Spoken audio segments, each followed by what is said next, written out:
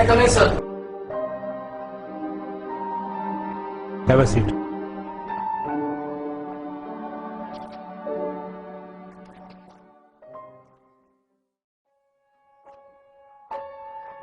Science. Science, science, science. Science requires proof. As this is my first class with you, I will explain it my way. You are Muslim, right? Yes, sir. So you believe in God? Absolutely, sir. Is God good? Of course, sir. Is God all-powerful? Yes. My brother died of cancer, although he prayed to God to heal him. Most of us would attempt to help others who are ill, but God didn't.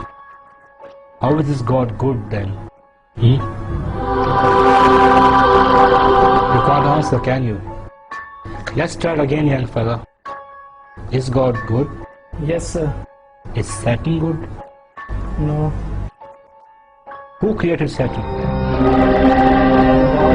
That's right. Tell me, son, is there evil in this world? Yes, Professor. Evil is everywhere, isn't it? Yes, sir. And God did make everything, correct? Is there sickness, immorality, hatred, ugliness? All these terrible things exist in this world, don't they? Yes, Professor. So who created them?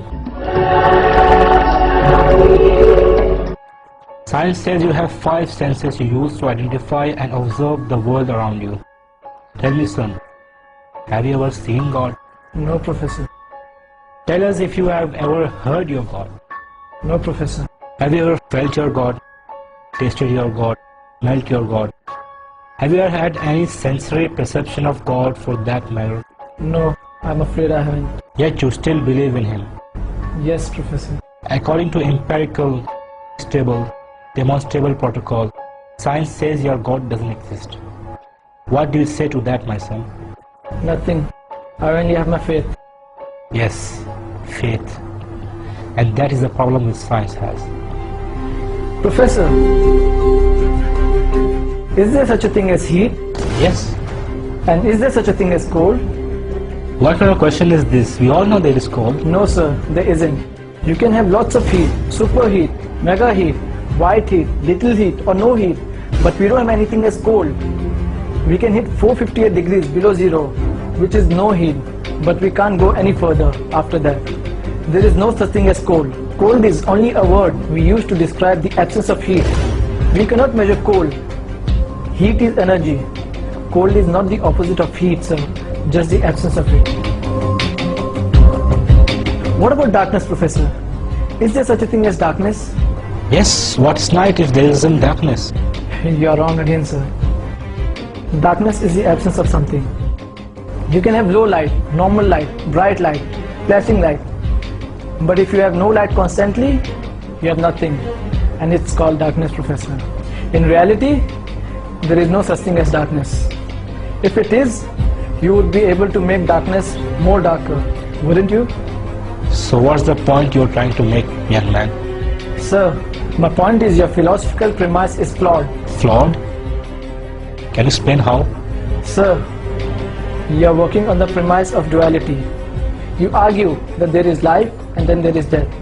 A good God and a bad God. You are viewing the concept of God as something finite, something we can measure. Sir, science can't even explain a thought. It uses electricity and magnetism, but has never seen, much less fully understood either one. You view death as the opposite of life, is to be ignorant of the fact that death cannot exist as a substantive thing. Death is not the opposite of life, just the absence of it. Now tell me, Professor, do you teach your students that they evolved from apes? If you are referring to the natural evolutionary process, yes, of course I do. Have you ever observed evolution with your own eyes, Professor?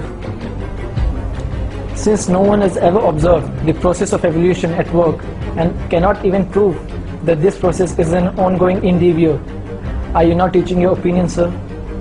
Are you not a scientist but a preacher, Professor?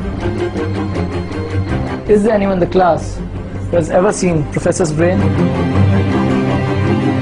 No one appears to have done so.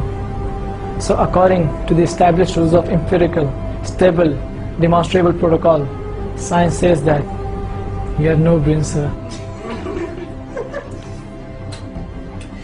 With all due respect, sir, how do we then trust your lectures, Professor?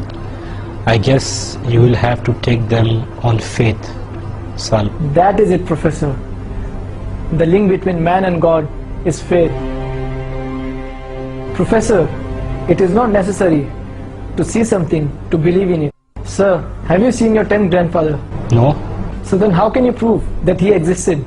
My presence proves his existence because I have come from him. Exactly, Professor.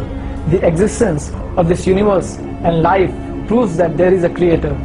That is all that keeps things moving and alive. Take your seat.